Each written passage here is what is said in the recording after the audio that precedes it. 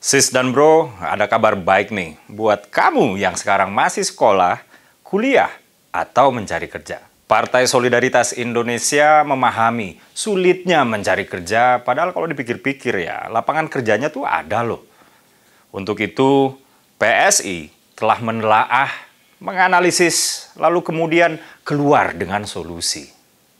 Begini, menurut UNFPA, United Nations Population Fund, lebih dari separuh pencari kerja pemula di Indonesia membutuhkan waktu lebih dari setahun hanya untuk mendapatkan pekerjaan pertamanya. Maka nggak heran, seperti yang ditemukan oleh ILO atau International Labour Organization, sebagian besar pekerja di Indonesia bekerja nggak sesuai dengan latar belakang pendidikan maupun pelatihannya. Tentu dong, ketidaksesuaian ini bukan cuma membuat sulit mencari pekerjaan pertama, tapi ketika dapat pekerjaan itu, ketidaksesuaian ini juga membuat produktivitas kerja jadinya nggak maksimal. Sementara produktivitas adalah pusat permasalahan terbenturnya kepentingan industri dan pekerja. Sis dan bro menjawab tantangan itu, serta menyempurnakan apa yang sudah ada, PSI memiliki program unggulan, yaitu Prakerja 2.0. Tentu ini semua hanya dapat dilakukan oleh PSI apabila PSI duduk di DPR nanti. Sehingga kami memiliki fungsi legislasi, pengawasan, dan penganggaran. Fungsi penganggaran terkait dengan perencanaan pembangunan. Fungsi pengawasan terkait dengan pelaksanaan pembangunan. Dan fungsi legislasi terkait dengan payung hukum pembangunan negara. Lalu apa bedanya Prakerja 2.0 dengan prakerja yang ada sekarang? 1. Prakerja 2.0 tidak hanya soal pelatihan yang selama ini sudah dijalankan oleh prakerja, tapi juga soal pendidikan formal.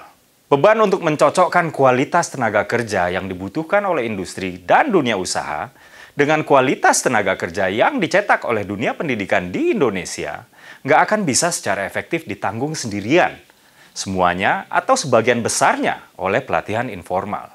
Kalau prakerja yang ada sekarang hanya fokus pada pelatihan, Prakerja 2.0 akan masuk sampai ke SMK.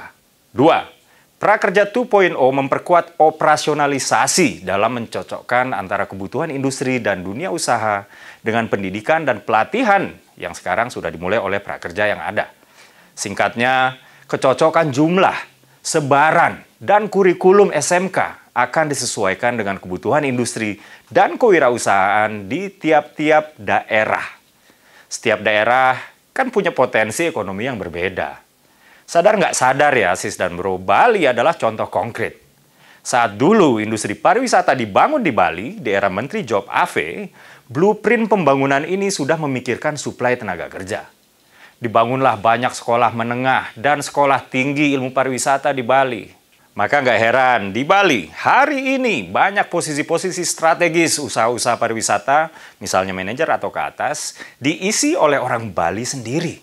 3. Pelaku industri lokal akan dilibatkan tidak hanya dalam menyusun kurikulum, tapi juga dalam proses belajar mengajar atau transfer ilmu.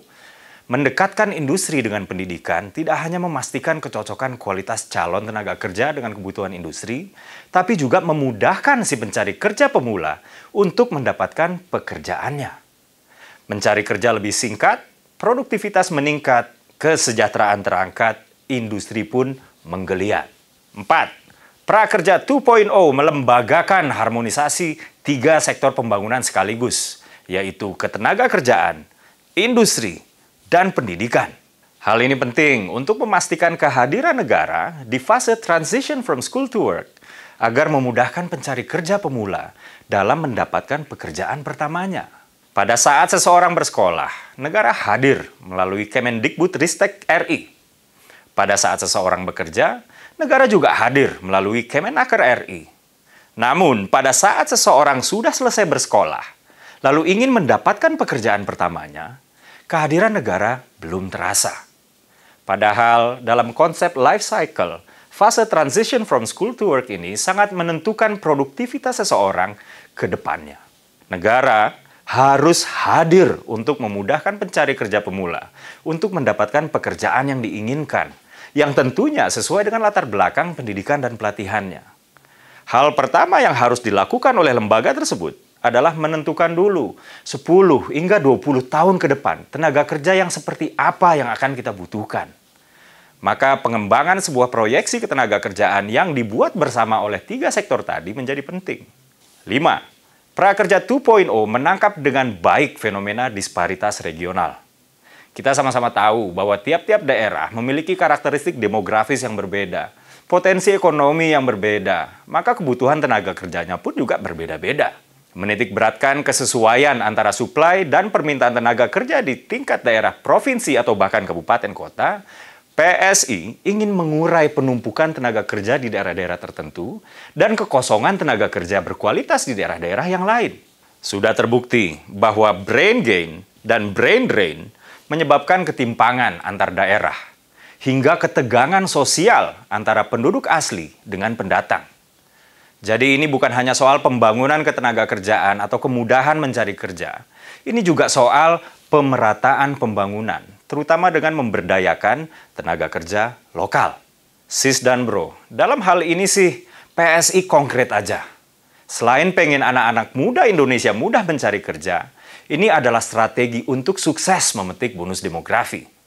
Tentu ini akan menjadi jalan yang panjang, but there has to be a square one. Harus ada permulaan, a baby step. Karena ini sebuah jalan yang panjang, maka penting untuk PSI agar duduk di DPR RI. Balik ke Prakerja 2.0.